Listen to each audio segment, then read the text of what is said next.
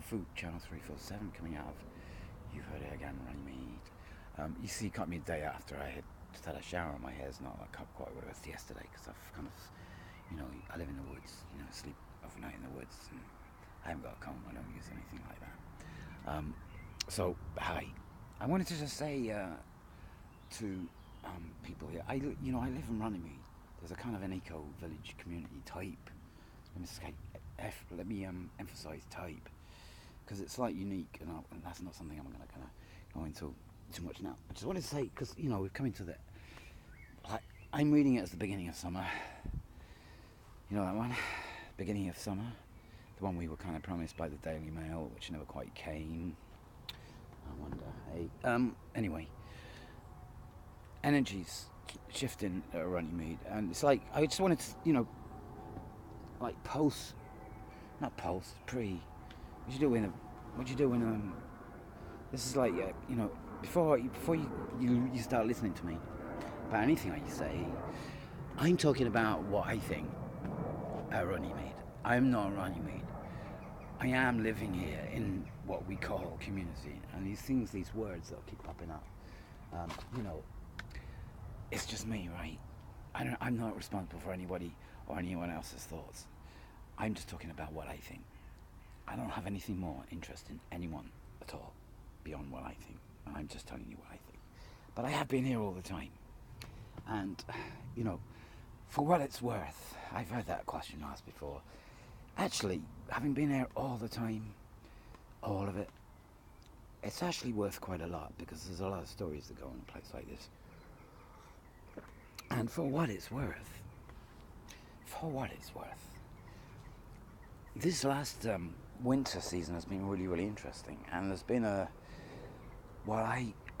someone else on site is calling like a cleansing year, and I'm going to call that card. I think he's right. I think this site has had a year where it's needed to be cleansed from whatever energies that were maybe here before, and it has been cleansed. It's now what I call, and I'm staying. He's going. He's off. And it's like that's what I mean, partings and goings, and he's going.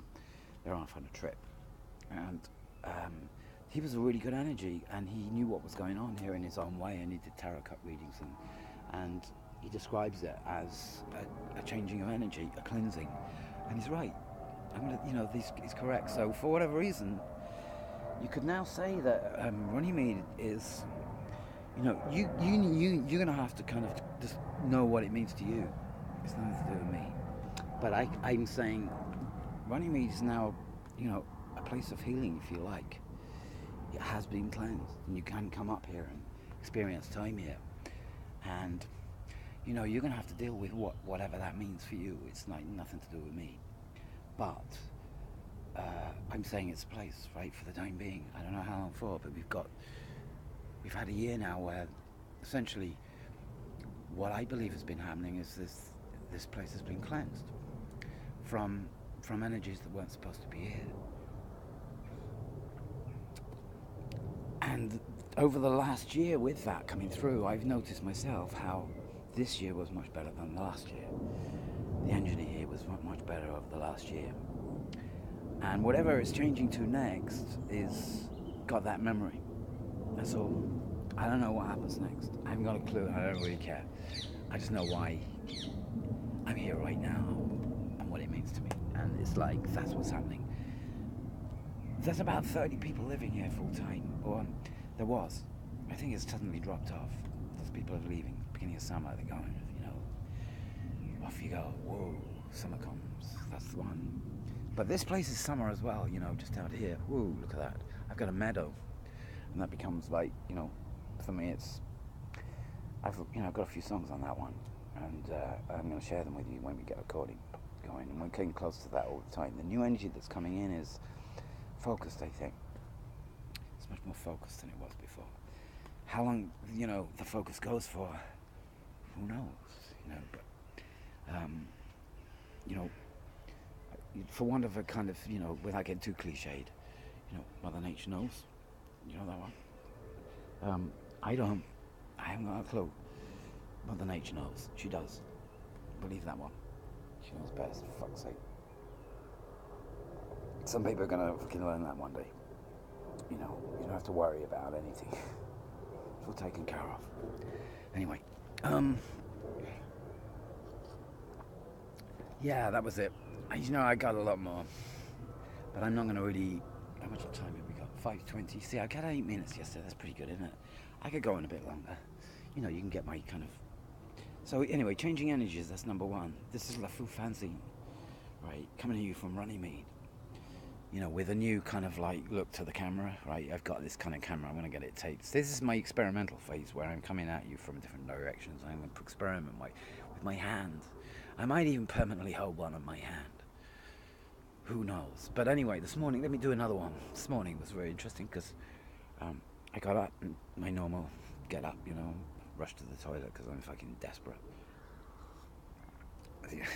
Or the rats, you know. I this morning I kind of I've got a bucket full of piss and I threw it down the rat's hole.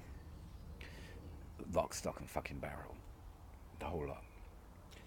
And, you know, I'm fighting these rats. There's a rat war here. There really is. You know, there's nothing around at the moment, but I nearly had a Disney moment like earlier on with the squirrel, and I've got one of those to tell you, but I'm going to do that now.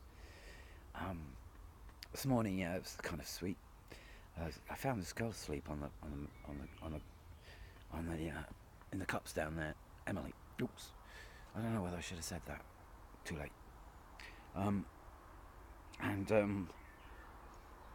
I met her a few times before over the couple of years here, so we kind of got chatting, and she's off to. I told her she's completely fucking nuts. She is just completely fucking nuts. She's going off to the West Country on a bicycle with her goer and everything. She's gone. I set her off packing. Well, she set her off. So that's what she's doing. She's doing it. You know, I have this thing about bicycles. I don't get it. I'm not into bicycles. They're kind of crazy things. Anyway. And we chatted for a while. Anyway, she's got a violin. She said she's going to come back and play a violin. And you know, digging. You know, actually, she said she helped digging. And you know, I'm kind of like, for the right energy, someone who gets the kind of vision I might have here, and you know, a bit of music goes down well too. A violin is exactly the number for me. So. You might be getting some music with me and a violinist one of these days.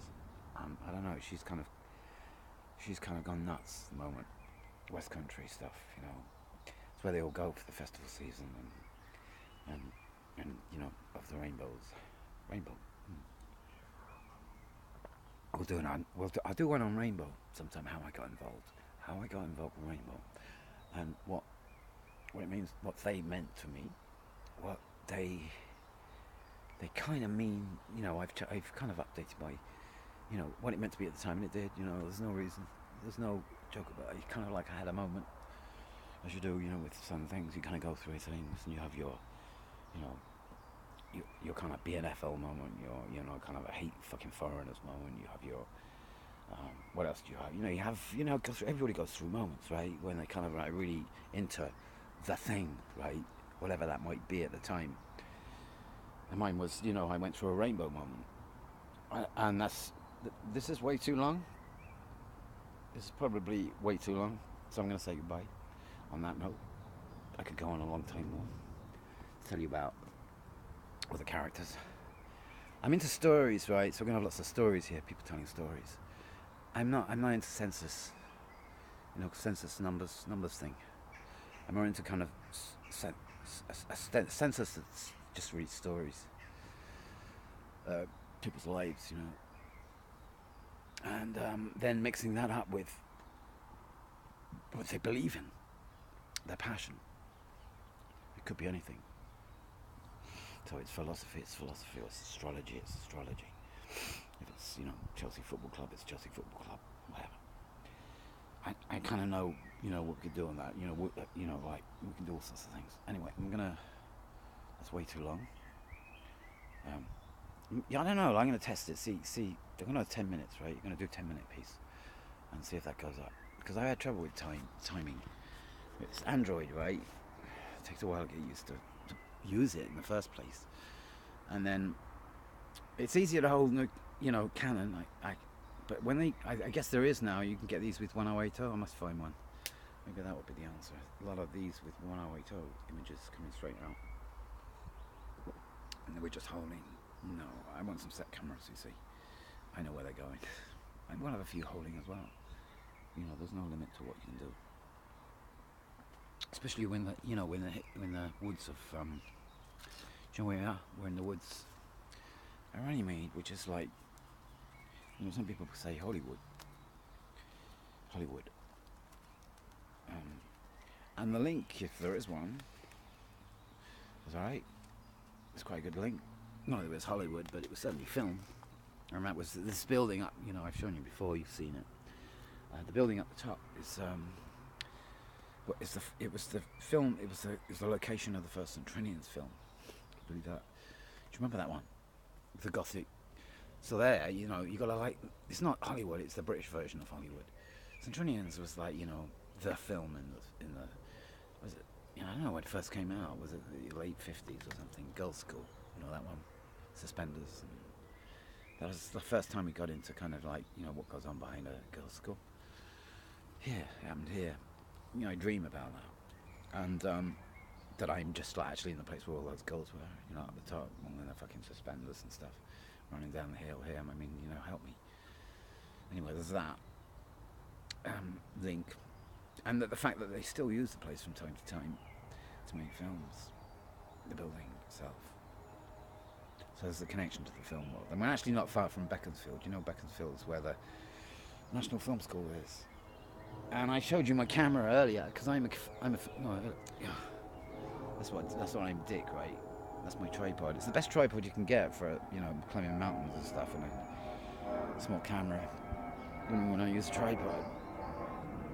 And that's the one thing I've got left from 2 years ago that I bought to make my own films. Right, it's now 12 minutes and it's so dick, so see you later, bye.